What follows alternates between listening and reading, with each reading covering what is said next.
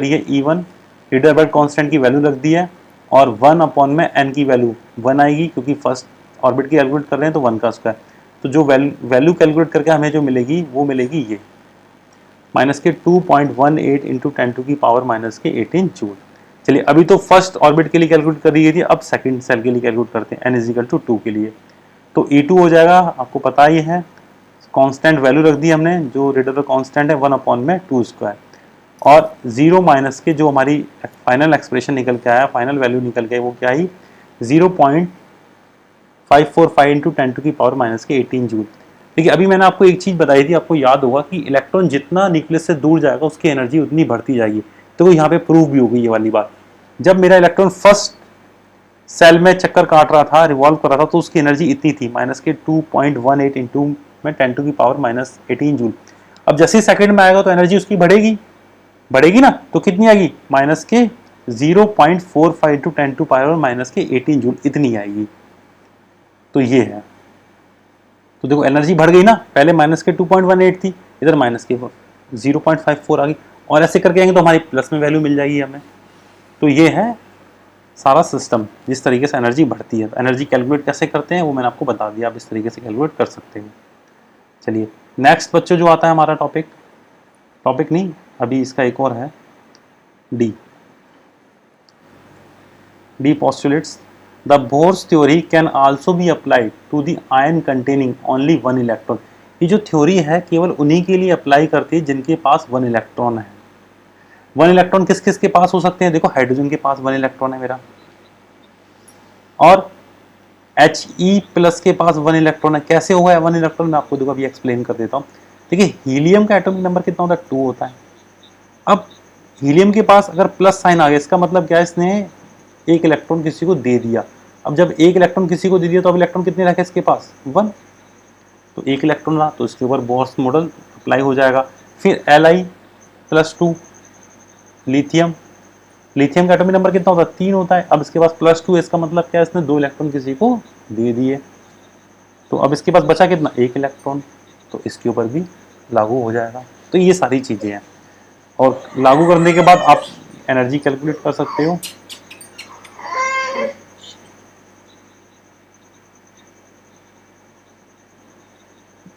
इस फॉर्मूले को लागू करने के बाद, अप्लाई करने के बाद आप क्या कर सकते हो, एनर्जी कैलकुलेट कर सकते हो इस एक्सप्रेशन से, और इस एक्सप्रेशन से आप उसकी रेडियस कैलकुलेट कर सकते हो। जेड स्क्वायर क्या आपका एटॉमिक नंबर है, जिस भी एलिमेंट्स की आप एनर्जी कैलकुलेट करो तो वहाँ पे जेड स्क्वायर एलिमेंट उसका एटॉमिक नंबर रख देना। नीचे रेडियस में भी आप एलिमेंट एटॉमिक नंबर रख सकते हो, रखना ही है, रखना क्या रख सकते हो क्या। तो ये सारी चीज़ें हैं, तो इस तरीके से आप एनर्जी भी कैलकुलेट कर सकते हो और उसकी रेडियस भी कैलकुलेट कर सकते हो और वेलोसिटी भी कैलकुलेट कर सकते हो, जो मैंने आपको रिलेशन बताया था MVR। जब मास वेलोसिटी और एनर्जी MVR यानी कि मास वेलोसिटी और रेडियस का कैलकुलेशन करा तो किसके इक्वल मिला, NH अपॉन में 2 पाई। चलिए बच्चों आगे बढ़ते हैं। फिर है इट इज ई जो है postulate, it is also possible to calculate the velocity of the electron moving in this orbits. ठीक है, वो मैंने आपको बता दिया, आप कैलकुलेट कर सकते हो MVR वाले रिलेशन से। MVR इज इक्वल टू में क्या होता है बच्चों रिलेशन, वो मैंने आपको बताया था, MVR इज इक्वल टू में NH अपॉन में 2 पाई। तो इस रिलेशन से आप क्या कर सकते हो, उसकी वेलोसिटी भी कैलकुलेट कर सकते हो, NH अपॉन में 2 पाई। ठीक है, तो आई होप आप लोगों को ये सारी चीज़ें क्लियर हो गई होगी, और के पॉस्टुलेट सारे आपको क्लियर हो गए होंगे। फिर इसके ड्रॉबैक की बात करते हैं। ड्रॉबैक भी देखो ज़्यादा टफ नहीं है, इजी से ही है। सबसे पहला ड्रॉबैक तो आपका यही हो गया कि ये जो केबल है हाइड्रोजन जैसे जो एक इलेक्ट्रॉन है जिनके पास, उसी के लिए लागू है, बाकी सबके लिए बताने के में सक्षम नहीं थे। यानी कि इस बोर्स मॉडल के द्वारा हम केवल उन्हीं एलिमेंट्स के इलेक्ट्रॉन का वेट और मास पता कर सकते थे जिनके पास एक इलेक्ट्रॉन है। तो बाकी का क्या हुआ, बाकी भी तो करना पड़ेगा ना भाई, तो बाकियों के लिए ये कार्यरत नहीं था। ठीक है, तो ये सारी चीज़ें हैं। चलिए तो बेटा इसका फेयर में नोट कर लीजिएगा, जिनको ये सारी चीज़ें क्लियर है, अच्छी तरीके से समझ में आ गई बोर्स के पोस्टुलेट्स, तो आप लाइक सब्सक्राइब जरूर कर दीजिएगा। अगर नहीं आई तो उसको डिसलाइक कर दीजिएगा। कमेंट सेक्शन में ज़रूर लिख दीजिएगा अपना अपना फीडबैक और चलिए तो बात हो गई। ठीक है, और हाँ एक और बात, अगर जो भी आपके दोस्त हैं जो PGT TGT DSSB KVS इन सब की प्रिपरेशन कर रहे हैं केमिस्ट्री से, तो उनके लिए भी इम्पॉर्टेंट है ये सारी चीज़ें, आप उनको भी शेयर करिएगा। थैंक यू बच्चों।